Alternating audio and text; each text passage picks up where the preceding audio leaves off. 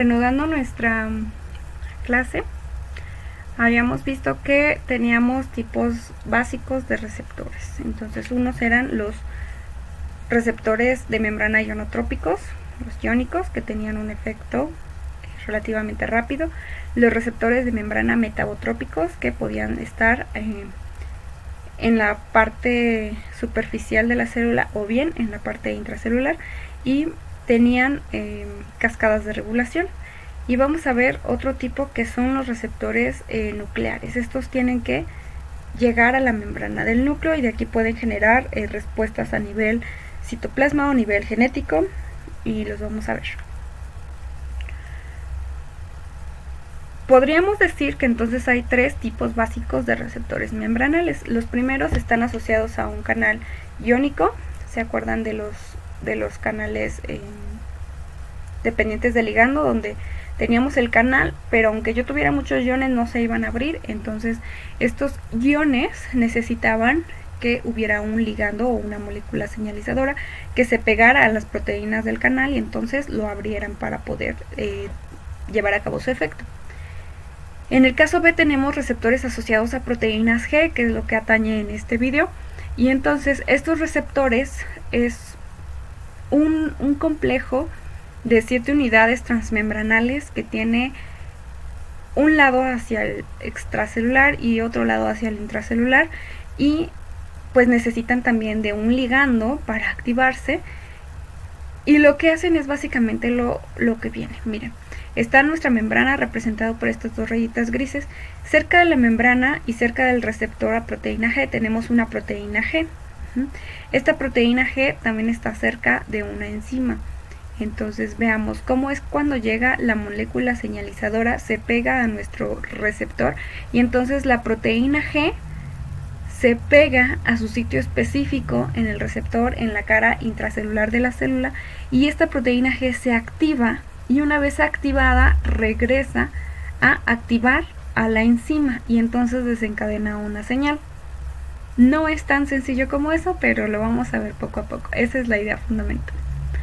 Después regresamos a otro tipo de receptor. Son receptores asociados a enzimas. Entonces, este tipo de receptor, vean cómo son dímeros, son dos.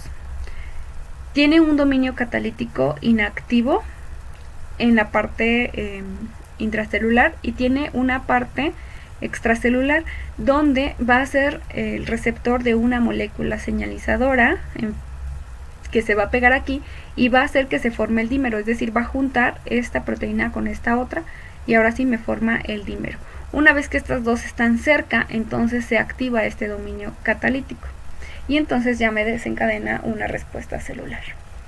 Entonces son tres tipos básicos: los asociados a un canal iónico, los acoplados a proteína G y los receptores asociados a enzimas. Vamos a ver los receptores acoplados a proteína G.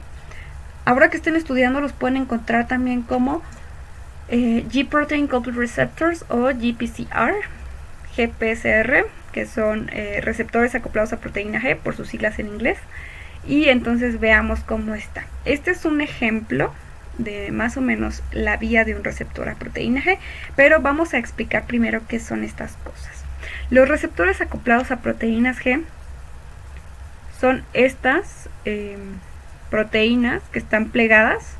Si te fijas, tiene 7 plegamientos, son 3 y 2, 5, 6, 7. Entonces es un dominio de 7 plegamientos en la membrana. Y vean cómo cada uno de estos tiene por aquí algunos segmentos que pueden ser sitios de fosforilación activos. Entonces tenemos tu extremo amino en la cara extracelular y este otro extremo en la cara intracelular. Entonces este es un receptor de proteína G. Lo vemos así. Lo característico es que son 7 dominios transmembranales. Entonces vean en un modelado de la membrana, pues más o menos se ven de este tipo los receptores. Ahora vamos con la proteína G. La proteína G consta de 3 subunidades básicas. Tenemos la subunidad alfa, esta de aquí que se ve como en verde. Tenemos la subunidad beta, que es esta que se ve aquí en azul, y tenemos una subunidad gamma. Entonces está compuesta de 3 subproteínas. Veamos aquí, es acoplado a GDP, es decir, tiene un sitio de unión a GDP. ¿Por qué? Porque se va a activar con la hidrólisis de este, entonces depende de GDP, siempre. La proteína G, pues como les digo, es activada por GTP. Entonces vean lo que va a ocurrir, es como si fuera un interruptor. Vamos con el estado inactivo. El estado inactivo es cuando la proteína está unida al GDP. Entonces esto es un estado inactivo. Pero ¿qué pasa cuando este GDP se fosforila? Ahora se transforma en GTP. Y como ahora es GTP, estos dos interruptores de aquí se juntan y eso hace que su conformación quede activa. Entonces decimos que la proteína G es dependiente de GTP para ser activada. Aquí en el diagrama vemos lo siguiente, ¿cómo es que se activan? Tenemos la membrana plasmática por estas dos líneas grises, tenemos un receptor y en este receptor, bueno, necesitamos una molécula ligando, un ligando se pega aquí y entonces activa a esta parte del receptor y lo que va a hacer es que se va a pegar esta proteína G que tiene sus 3 subunidades, miren, alfa, beta y gamma. Entonces va a activarse y la va a atraer, entonces se van a pegar. Una vez que están juntos, esta tiene GDP aquí pegado. Va a ocurrir va a ocurrir el cambio de GTP a GTP y entonces se va a activar esta subunidad, como se ve aquí. Entonces se activa la subunidad alfa y entonces desencadena los efectos intracelulares. Vean cómo ya cuando se activó la proteína G se separó del receptor y queda el complejo beta gamma y se separa la alfa. Y esa ya es la que puede generar efectos intracelulares. Aquí tenemos una animación, vean cómo va el ligando, se pega, activa nuestra proteína G y va esta proteína G activa a fosforilar a una enzima que tenemos aquí en la membrana. Y esta enzima, una vez activa, desencadena una señal. Vamos a verla de nuevo. Hace el cambio, fosforila, se activa un sitio alostérico y desencadena una señal. Entonces, así funciona a grosso modo el mecanismo de proteína G. Vamos a ver otro caso. Vean, este es un receptor a proteína G y como está llegando aquí un estímulo, va a activar este receptor, se va a activar, va a pegarse la proteína G, que en este caso están aquí separadas sus 3 subunidades, va a activar la proteína G, la parte alfa, se va a despegar el complejo beta gamma y este va a desencadenar diferentes acciones, ya sea intracelular o en el núcleo. Entonces eso puede generar diversas respuestas. Tenemos diferentes tipos de proteína G, tenemos la GI, la GQ, la GS y G12. Entonces ahorita vamos a ver los diferentes tipos de proteína G y qué hace cada uno de ellos.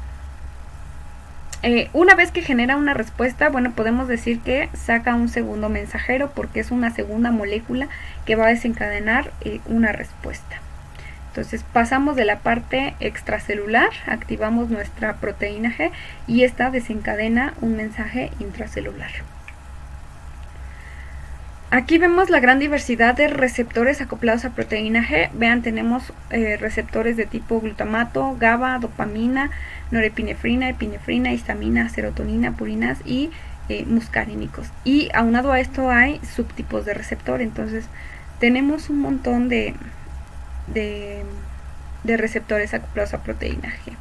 También tenemos diversas familias de las proteínas G, por ejemplo las proteínas G1, vean, la familia, estos son de los principales nada más, la familia de las proteínas GI que son G inhibition, que es de inhibición, tenemos entre ellos la adenosina, la dopamina, tenemos los GABA receptor, glutamato receptor, histamina, melatonina, los M2 muscarínicos y tenemos varios. Vean aquí, la GS viene de stimulate, que es estimulación, entonces una inhibe y la otra estimula.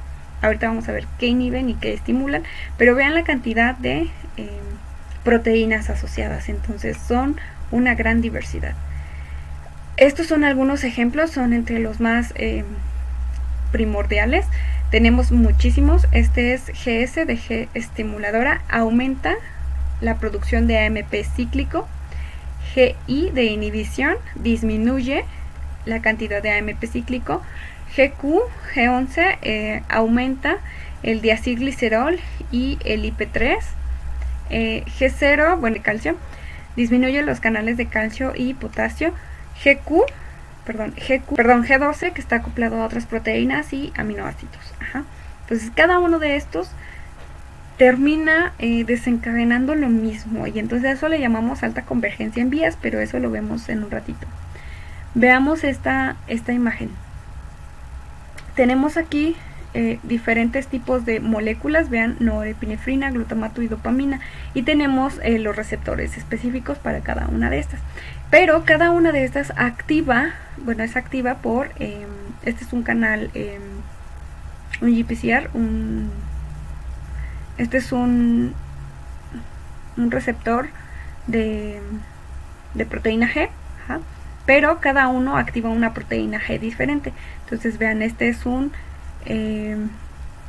GS, me parece, GI, este es un GI, este es un GQ y este es un G, perdón, este es un GS, este es un GQ y este es un GI. Entonces GS, acuérdate que siempre terminaba aumentando la cantidad de AMP cíclico. Entonces este estimula una adenilciclasa, activa la producción de AMP cíclico, que activa una proteincinasa A y entonces incrementa la fosforilación de proteínas. En el caso del glutamato, bueno, activa una proteína GQ y esta activa una fosfolipasa C, y esta tiene dos vías, irse por diacilglicerol o IP3. Entonces por diacilglicerol activa una proteincinasa C, incrementa la fosforilación de las proteínas y la activación de las proteínas ligadas a calcio. Y en el caso del IP3 también aumenta la producción de calcio. Entonces esta termina con aumento de diacilglicerol y calcio. En el caso de la dopamina, bueno, esta activa una proteína GI y esta activa a la adenilciclasa y disminuye la cantidad de AMP cíclico, que también estimula a una proteincinasa A y la inhibe, por lo tanto decrece la fosforilación de las proteínas, entonces hay poco AMP cíclico. Y entonces así tenemos diferentes tipos de respuestas. Las fosfodiesterasas, por ejemplo, también bajan el nivel de AMP cíclico. Los canales iónicos pues hacen que salga el calcio, entonces ya no hay tanto calcio. Tenemos varios mecanismos de respuesta. Algunos ejemplos de señales químicas que estimulan el AMP cíclico, pues tenemos aquí los promotores de retención de agua por los riñones, la ADH. Tenemos también la LH, vean, esta es la hormona luteinizante, la hormona FSH, la que estimula el desarrollo folicular, y tenemos también el glucagón, que estimula la ruptura del glicógeno. Tenemos la ACTH, que estimula la síntesis de cortisol, liberación de cortisol. Entonces tenemos diferentes señales que estimulan la producción de AMP cíclico. Todas estas estimulan la producción de AMP cíclico. Bueno, hay básicamente dos vías intracelulares activadas por proteínas G. En el primer caso tenemos la vía del AMP cíclico, es decir, va a generar como respuesta final un aumento de AMP cíclico. Y entonces tenemos aquí nuestra membrana, tenemos un receptor de proteínas G y tenemos nuestro mensajero. Entonces llega nuestro mensajero, se pega aquí a nuestro receptor, este activa la proteína G y entonces esta proteína G cambia de GDP a GTP, se activa y entonces se desprende la subunidad alfa con GTP y lo que hace es activar una adenilatociclasa, que es una enzima que está ahí en la membrana celular. Activa esta adenilatociclasa y lo que hace esta adenilatociclasa es activar un segundo mensajero, es decir, va a activar el AMP cíclico. Va a empezar a sintetizar AMP cíclico y entonces este AMP cíclico va a hacer que una proteína sinasa que está por aquí pase de un estado inactivo a un estado activo. Y entonces esta sinasa, como es una sinasa, pues va a fosforilar una proteína blanco. Y entonces eso va a generar una respuesta metabólica. Sinasa A, de cariño PKA, fosforila, es decir, activa o inactiva otras enzimas. Veamos cómo es el ejemplo, ¿no? Entonces vean, cuando tengo una quinasa A inactiva, puede pasar a un estado activo siempre y cuando se le pegue el segundo mensajero, que en este caso es AMP cíclico. Entonces se le pega el AMP cíclico y ya tengo una quinasa A activa. Cuando pasa a un estado activo, pues se fosforila, entonces pasa de ATP a ADP y el fosfato que quedó es el que fosforila. Entonces ya tengo mi quinasa activa. Una vez que tengo activa esta misma va a activar a la glucógeno fosforilasa. Lo mismo va a suceder, de ATP se va a hidrolizar a ADP y el fosfato que me quedó se le pega a la glucógeno fosforilasa. Entonces la fosforilasa lo que va a hacer es que va a pasar a activar el glucógeno. Entonces del glucógeno activa el cambio a glucosa 1-fosfato. Y entonces esta glucosa 1-fosfato ya puede entrar a glucólisis. Vean cómo aquí está una proteína sinasa A. El efecto de la adenilciclasa va a hacer que este AMP cíclico active una proteína sinasa A. Este AMP cíclico va a activar a la sinasa y la sinasa dijimos que siempre va a fosforilar. Entonces este es el caso de la proteína sinasa A. Tenemos que la proteína sinasa A tiene dos subunidades, una reguladora y una catalítica. Entonces la subunidad reguladora es la que va a tener los sitios específicos para que el AMP cíclico se pueda unir. Una vez que se pega el AMP cíclico en estos sitios, se rompe nuestra quinasa y quedan las subunidades reguladoras de un lado y las subunidades catalíticas del otro, por lo cual las subunidades reguladoras ahora van a formar un complejo con el AMP cíclico. Y las subunidades catalíticas van a pasar de un estado inactivo a un estado activo. Y entonces van a poder fosforilar otras proteínas. Capas mediadas por proteína G sirven para varias cosas. Una es activar la adenilatoxiclasa o para inhibir la misma o para estimular las fosfodiesterasas, ¿no? Para los amigos PDE, fosfodiesterasa. El segundo caso, bueno, después vamos a ver ejemplos de todo esto, pero en el segundo caso es la síntesis, más bien es la vía para el segundo caso, por receptores acoplados a proteína G, tenemos la vía de diacilglicerol IP3, inositol fosfato 3. Veamos aquí la imagen, tenemos un agonista, es decir, nuestra molécula ligando que se va a unir al receptor que está en la membrana. Y este receptor va a activar la proteína G. La proteína G entonces va a sufrir el cambio de GDP a GTP y va a estar activa.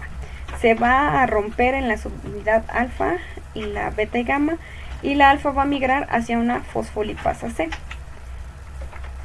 Antes de todo esto, tenemos que tener en cuenta que en los fosfolípidos de la membrana tenemos PIP2. ¿Qué es esto del PIP2? Fosfatidilinositol difosfato. Esto es parte de la membrana. Cuando yo tengo este fosfolípido componente de la membrana, lo que hace la fosfolipasa C es romperlo, por eso es fosfolipasa. Rompe ese fosfolípido y lo que me queda va a ser dos moléculas de ácido graso y un fosfato. Entonces me va a quedar el diacilglicerol. Yo siempre les digo que hagan la analogía con dos ácidos grasos y la cabecita. Entonces cuando se rompe me quedan estas dos moléculas de diacilglicerol, las cabezas de del fosfatidinoinositol. Ajá. Entonces, una vez que se pega aquí en la fosfolipasa C, se rompe y se queda el diacilglicerol aquí en la membrana, y hace que se active una proteincinasa C. Ajá. Y el otro lado que se va para la parte intracelular de esta ruptura, viene aquí a ser inositol trifosfato. Entonces el inositol trifosfato puede quedarse aquí en citoplasma y generar diversas respuestas otra vez a la membrana, o bien desencadenar la apertura de canales de rianodina que hacen que se libere calcio del retículo endoplásmico. Entonces aumenta el nivel de calcio dentro de la célula, y esto hace que se activen otras proteínas. En este caso también activa la proteincinasa C. La proteincinasa C también depende de fosfato, por lo que pasa de un estado inactivo a un estado en activo y puede generar una respuesta celular. En el caso de más liberación de calcio, bueno, también activa un complejo de calcio-calmodulina que hace que el ATP se hidrolice a ADP, y entonces activa otro tipo de proteínas que hacen que haya una respuesta celular diferente. Entonces este es el segundo caso. El primer caso era de AMP cíclico, este segundo caso es diacilglicerol e IP3.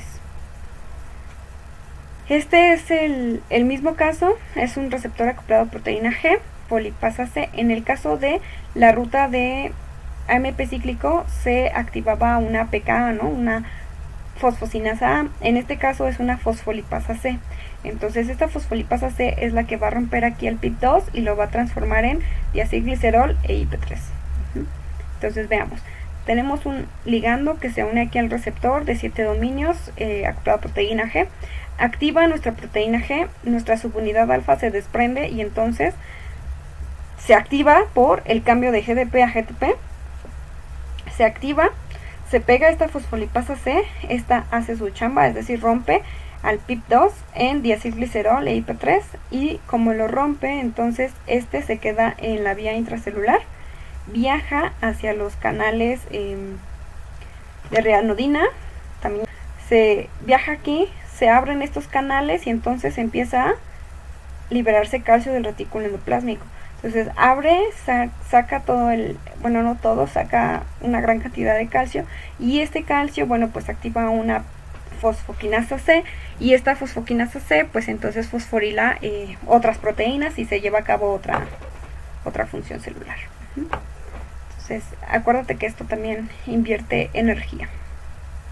También puede ser que salga por la bomba, es una bomba de calcio, y cuando hay demasiado calcio en el citoplasma, lo que hace es recaptarlo esta proteína cerca, lo mete otra vez, ¿no? Entonces lo vuelve a meter, y obviamente pues con gasto de energía. El araquidónico es un componente de las membranas celulares y se encuentra en baja proporción libremente. Cuando hay problemas fisiológicos o patológicos, aumenta la cantidad de ácido araquidónico, y entonces pues se pueden dar cuenta cuando tienen problemas. Entonces fíjense, veamos aquí participan dos tipos de proteínas acopladas a receptores acoplados a proteína G. Vean, tenemos una GI y tenemos una GQ. Entonces vamos a ver las vías. Tenemos este receptor, entonces como es una proteína G de inhibición, lo que va a hacer es inhibir la producción de AMP cíclico. Entonces se pega, se activa la proteína G, activa una fosfolipasa, y esta fosfolipasa lo que empieza a hacer es, araquidónico está en los fosfolípidos de la membrana. Normalmente está en bajas cantidades libre en el citoplasma. Entonces cuando empieza a aumentar esta cantidad libre, se dice que hay problemas en el funcionamiento fisiológico o patológico. ¿Por qué? Porque cuando hay una cantidad alta de ácido araquidónico en los niveles celulares, produce prostaglandinas y tromboxanos. Y estos están implicados en los procesos de inflamación. También produce leucotrienos, y estos están implicados en asma y otras alergias. Entonces, Cada uno de estos, bueno, pues contribuye a diferentes problemas en la salud. Vean también cómo es que se activan de una manera directa o una manera indirecta. Vean cómo en la manera directa, bueno, tenemos el receptor acoplado a proteína G, GI de inhibición de AMP cíclico. Entonces esta subunidad de la proteína se activa una fosfolipasa A, y esta fosfolipasa lo que hace es romper, ¿no?, los lípidos, fosfolipasa, y entonces rompe los lípidos, y de ahí es que sale parte del ácido araquidónico.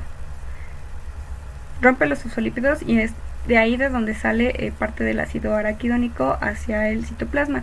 Tenemos una vía indirecta también, que es un receptor acoplado a proteína GQ, y esto lo que hace es activar la subunidad alfa, activa una fosfolipasa C, y lo que hace esta fosfolipasa C es que también va a romper estos fosfolípidos de la membrana, va a dejarlo en diacilglicerol y la otra parte en IP3.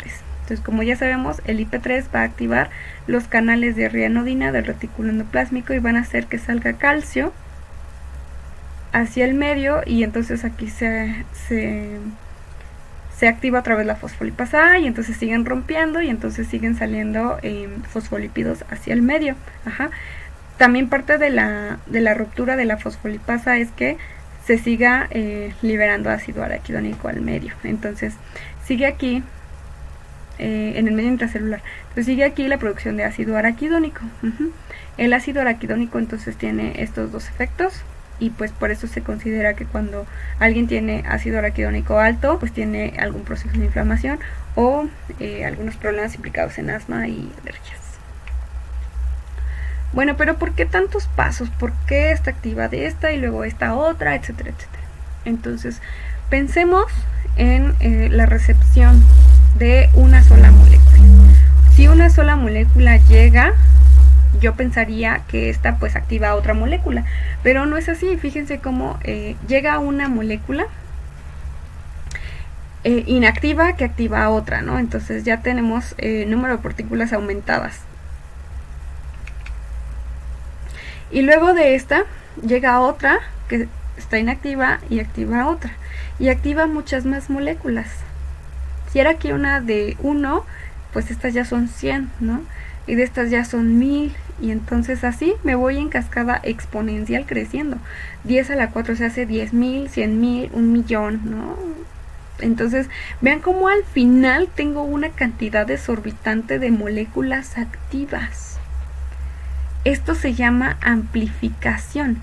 Necesitamos amplificar. ¿Por qué?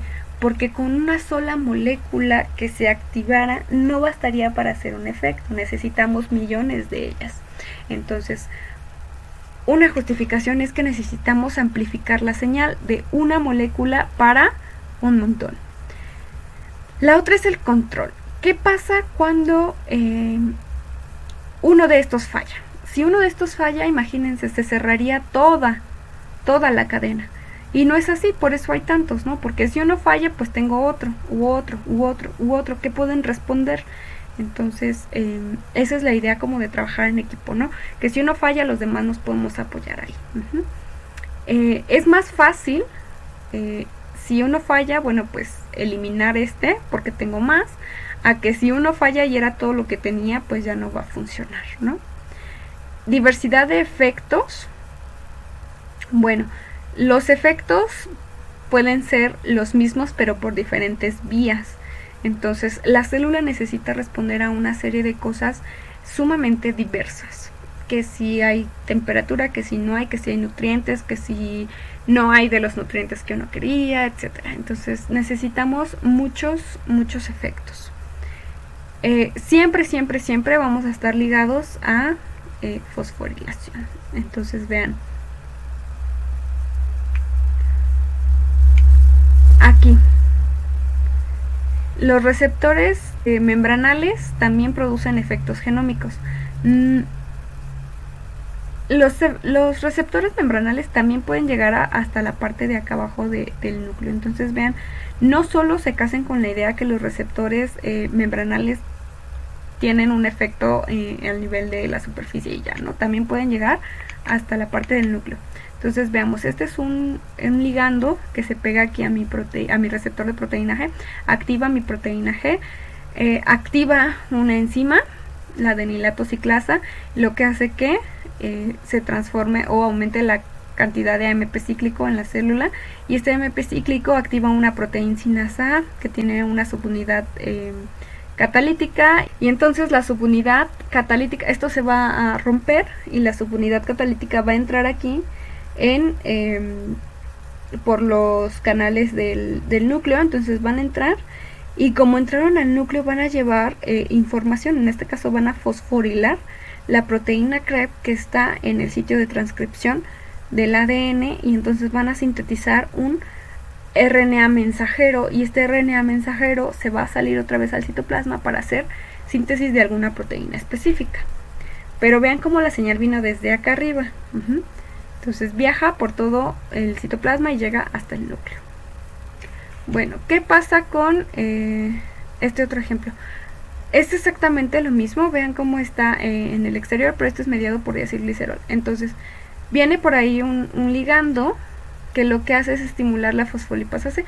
Llega el ligando, activa la proteína G activa esta fosfolipasa C, y la fosfolipasa C, acuérdense que iba a romper los fosfolípidos de la membrana, el PIP2.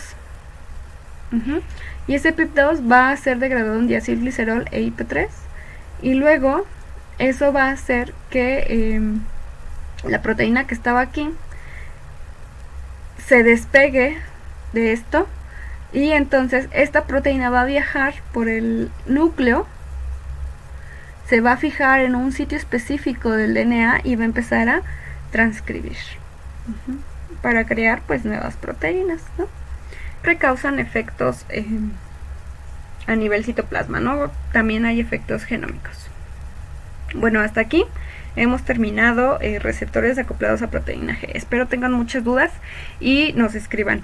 Voy a subir un cuestionario para más o menos reafirmar esto, y la siguiente clase vemos otros tipos de receptores y ya vemos ejemplos aplicativos. Saludos, chicos.